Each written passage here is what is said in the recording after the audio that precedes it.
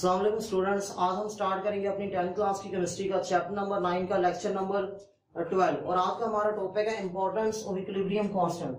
Equilibrium constant mean KC और इसकी to importance given है आपकी बुक में। फर्स्ट इंपॉर्टेंस इसकी है predicting direction of a reaction, यानी केसी की मदद से हम रिएक्शन की डायरेक्शन को प्रेडिक्ट कर सकते हैं। हम ये बता सकते हैं कि जो रिवर्सिबल रिएक्शन की जो डायरेक्शन है वो लेफ्ट टू राइट है या राइट टू लेफ्ट है या फिर बोथ है, फॉरवर्ड एंड रिवर्स दोनों है। ये हम प्रिडिक्ट कर सकते हैं with the help of KC equilibrium constant. तो किसी भी रिवर्सिबल रिएक्शन की डायरेक्शन को प्रिडिक्ट करने के लिए सबसे पहले हम रिवर्सिबल रिएक्शन की केसी की वैल्यू कैलकुलेट करते हैं, यानी इक्विलिब्रियम कांस्टेंट की वैल्यू कैलकुलेट करते हैं। और इक्विलिब्रियम कांस्टेंट की वैल्यू कैसे कैलकुलेट की जाती है? By putting the molar concentration of reactants and products in the equilibrium constant expression. यानी केसी की वैल्यू कैलकुलेट करने के लिए हम क्या करेंगे, प्रोडक्ट्स की कंसंट्रेशन की वैल्यूज पुट करेंगे और रिएक्टेंट्स की कंसंट्रेशन की वैल्यूज पुट करेंगे, जो कि हमने अपने प्रीवियस लेक्चर में की थी। लेक्चर नंबर 11 में मैंने आपको एग्जांपल्स करवाई थी और उन एग्जांपल्स में हमने केसी की वैल्यूज कैलकुलेट की थी। हमारे पास डिफरेंट रिवर्सिबल रिएक्शंस गिवन थे और उन रिवर्सिबल रिएक्शंस की हमने केसी की वैल्यू कैलकुलेट की थी। तो यहाँ पे रिवर्सिबल रिएक्शन गिवन है, reaction between hydrogen and iodine gases to form hydrogen iodide gas, और यहाँ पे जो टेम्परेचर है वो 700 केल्विन है। और इस रिएक्शन की केसी की वैल्यूज है वो उसने डायरेक्ट कैलकुलेट करके लिखी हुई है बुक में, जो कि कितनी आई है 57। और इस रिएक्शन की कोई यूनिट नहीं होंगी केसी की, क्योंकि number of moles on both side equal है। और इसकी जो वैल्यू आई केसी की वो 57 आई है। और ये हम कैसे कैलकुलेट करेंगे?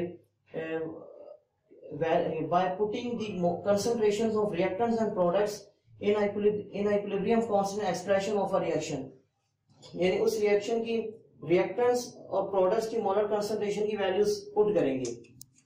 केसी की वैल्यू कैलकुलेट करने के बाद हम क्यूसी की वैल्यू कैलकुलेट करेंगे। क्यूसी क्या होता है? क्यूसी भी जो है वो एक कांस्टेंट है जिसको हम रिएक्शन क्वोशंट कहते हैं। और क्यूसी भी जो है वो एक रेशियो होती है, इसकी एक कांस्टेंट भी और एक रेशियो भी है। It is a ratio of product of molar concentration of products raised to the power of coefficient to the product of molar concentration of reactants raised to the power of coefficient as expressed in a balanced chemical equation।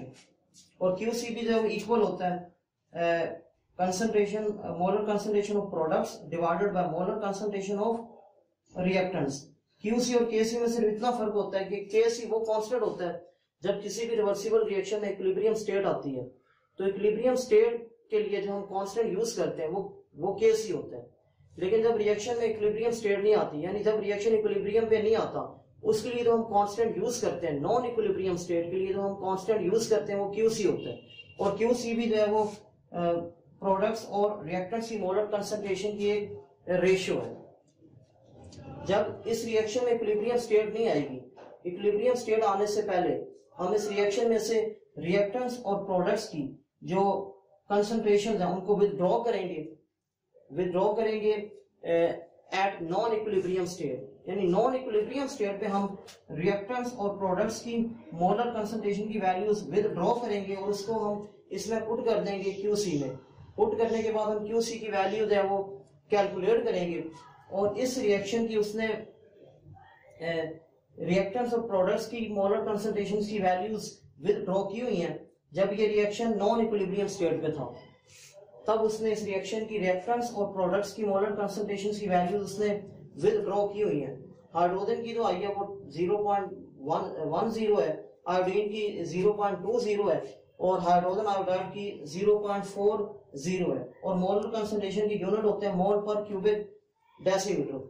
और यहाँ पे आपको T नजर आ रहा होगा। इस T के meaning है कि ये इक्विलिब्रियम, ये हमने जो कंसंट्रेशंस निकाली है इक्विलिब्रियम स्टेट पे नहीं निकाली, बल्कि ये नॉन इक्विलिब्रियम स्टेट पे निकाली है, किसी भी टाइम पे निकाली है।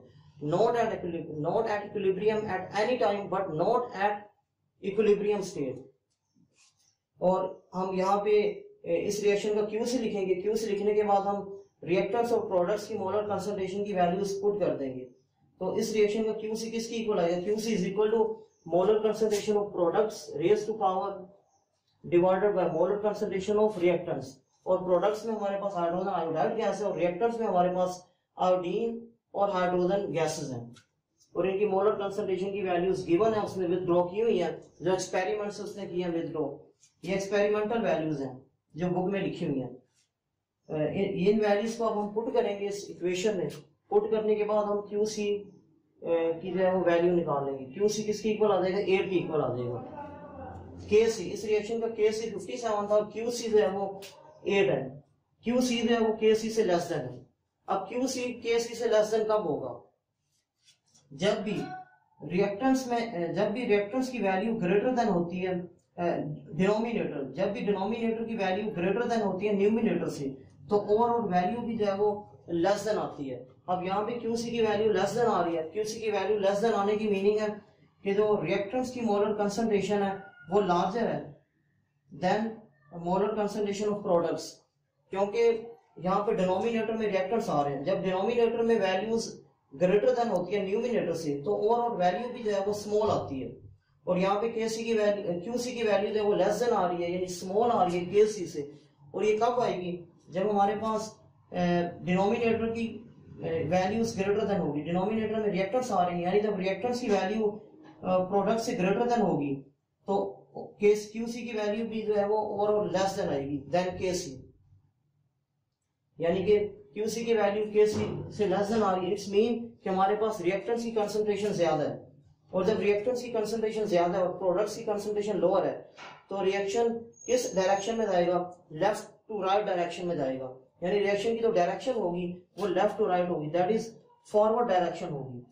और जब QC ग्रेटर देन होगा KC से, when QC greater than KC, अब QC KC से ग्रेटर देन कब होगा, जब न्यूमिनेटर में वैल्यूज ग्रेटर देन होती है डिनोमिनेटर से, तो ओवरऑल वैल्यू भी जो है वो ग्रेटर आती है। और यहाँ पे QC के न्यूमिनेटर में प्रोडक्ट्स हैं, यानी QC KC से ग्रेटर देन है। इसके मीनिंग है कि हमारे पास प्रोडक्ट्स की कंसंट्रेशन हायर है और रिएक्टेंट्स की कंसंट्रेशन लोअर है। और जब प्रोडक्ट्स की कंसंट्रेशन हायर होगी तो जो रिएक्शन की डायरेक्शन है वो राइट टू लेफ्ट होगी, क्योंकि प्रोडक्ट्स हमारे पास हायर है और रिएक्टेंट्स हमारे पास जो है वो नेग्लिजिबल है, इसलिए रिएक्शन की जो डायरेक्शन है वो लेफ्ट राइट टू लेफ्ट होगी। दैट इज रिएक्शन की जो डायरेक्शन है वो रिवर्स होगी, रिवर्स डायरेक्शन होगी। और जब QC जो है वो KC की इक्वल हो जाएगा, यानी QC भी 57 अगर हो गया इस रिएक्शन का, KC 57 था, और अगर QC भी 57 हो गया, तो रिएक्शन की डायरेक्शन है वो बोथ है, यानी फॉरवर्ड भी है और रिवर्स डायरेक्शन भी है।